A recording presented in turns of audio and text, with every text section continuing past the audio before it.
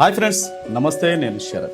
ప్రస్తుతం సమాజంలో కొన్ని వింత ధోరణులు, విపరీత వాదనలు, కొంచెం ఇబ్బంది కలిగించే అంశాలు చూస్తూనే ఉన్నాం. అవేంటంటే ముఖ్యంగా ప్రజల పక్షాన కుటుంబాలను వదిలి పోరాటం చేసే కమ్యూనిస్టులను, అలాగే ప్రజా సంఘాలను, ఎవరైతే సమాజం కోసం పోరాడేవారు ఉన్నారో వారి మీద సెటైర్లు వేయడం, వారిని హాస్యాస్పదంగా మాట్లాడడం పరిపాటిగా మారింది.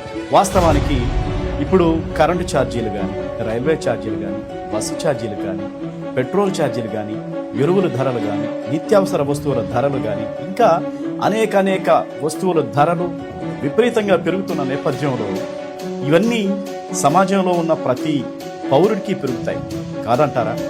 అయితే ఒక కమ్యూనిస్టులకు, ప్రజా సంఘాలకు మాత్రమే పెరుగుతాయా? వాళ్లే ఉద్యమాలు చేయాలా?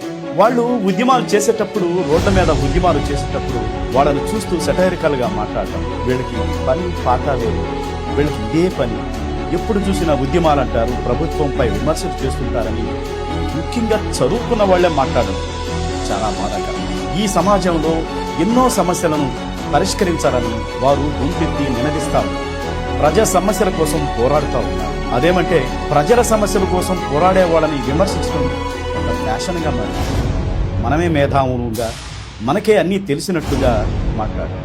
ఆ సమస్య మనదిగా ఎప్పుడు ఊహించుకో. అది మన కోసం వాళ్ళు పోరాడుతున్నారనే విషయం మర్చిపోతాం.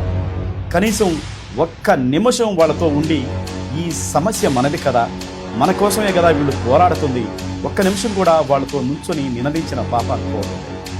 ఇది కరెక్ట్ అయిన పద్ధతి కాదు.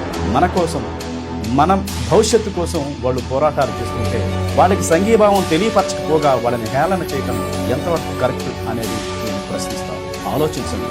ప్రజల కోసం, ప్రజా సమస్యల కోసం, రాష్ట్ర భవిష్యత్తు కోసం పోరాటాలు చేసే కమ్యూనిస్టులు, ఇతర ప్రజా సంఘాలను గౌరవించకపోయినా పర్వాలేదు, కానీ హేళనగా మాట్లాడదు.